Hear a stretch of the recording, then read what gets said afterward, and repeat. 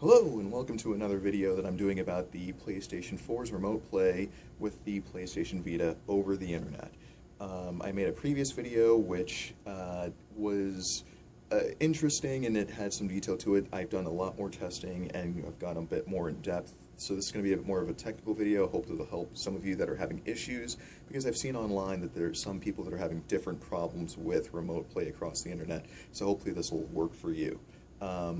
So to discuss this, let's talk about how it works from the beginning with your PlayStation Vita. First thing you've got to make sure is that your Vita is on a network that can get to the PSN network.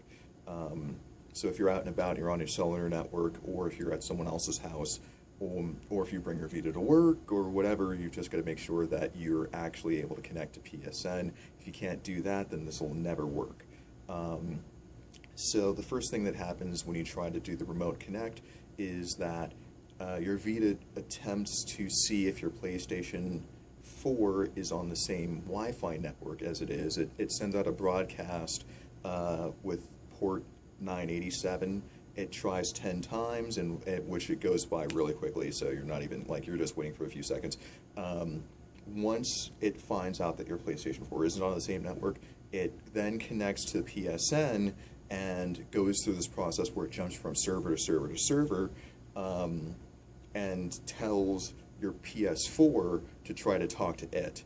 And the PS4, in turn, what it does is it uses your router, and hopefully you have a router that has UPnP enabled to make this easy. If you don't have a router that has UPnP enabled, then things get a little tricky, and that's where some people are running into problems.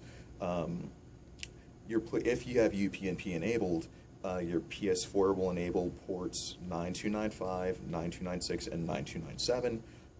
It needs it for both TCP and UDP. So if you don't have a UPnP router, you can enable those ports, TCP and UDP, point them back to your PS4, and you should be okay.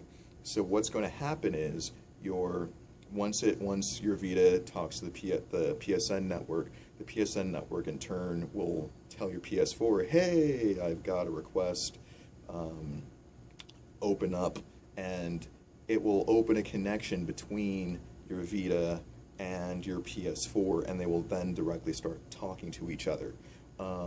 Initially, if you're just going through the menus and some other things that don't take a lot of frame rate, you're only using about a megasecond, or a megabit a second.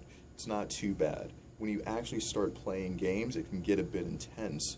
I've seen it, like, unfortunately I have Time Warner, which has a maximum upload capacity of 5 megabits a second, and actually about 5.5 megabits a second, and I'm maxing that connection out when I'm playing games. And that's unfortunate because occasionally I get a couple hiccups, and it's for the most part, it's pretty good. Like, it's playable, I don't have any real issues. It could be a little better. I suspect that if I had a connection that was either 6 or 7 megabits a second, I wouldn't even see a problem. But I don't know for sure, unfortunately, because Time Warner sucks.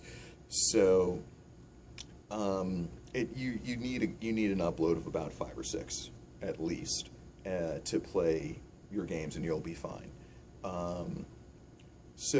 And everything works great for the most part. Like, you get a couple hiccups here and there, no big deal. One of the problems that people are having is that the PS4 by default is set to turn itself off and go to standby mode, which is good because you don't want to just have your system on all the time, and the next thing you know, it's just wasting heat and or it's generating heat, wasting electricity, and it might burn itself out after a while. But by default, your PS4 will go to standby mode after 4 hours. You're doing remote play even across the internet. It should wake your PS4 up. Some people have experienced some issues with that. One thing that I found to be a problem with waking your PS4 up is if you have a USB keyboard attached. So don't plug those in if you plan on doing remote play. What happens is when you turn your PS4 on, it immediately sees your USB keyboard and says, who's using this? So it won't allow anything else to take control until someone answers that question. So someone has to say, my profile, this profile is using that keyboard. Until someone at the keyboard responds, or another controller or whatever responds, your remote play is going to be useless. So disconnect any keyboards when you're not using them. For the most part, actually, I'm not even going to use a USB keyboard anymore, because the PS4 app that's available for sure on Android, and I believe on iOS also, has remote keyboard functionality in it, so you can use a keyboard like that if you need to. So USB keyboards can be a thing of the past right now.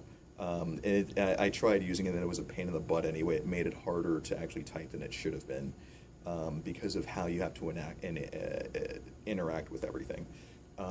So hopefully these details will help you get remote play over the internet working. If you have any questions, reply to the video, leave feedback.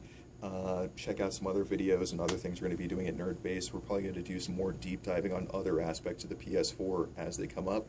There are a lot of little things that I've already noticed. I don't want to get into it in this video, but a lot of little things that might help you out if you're having problems.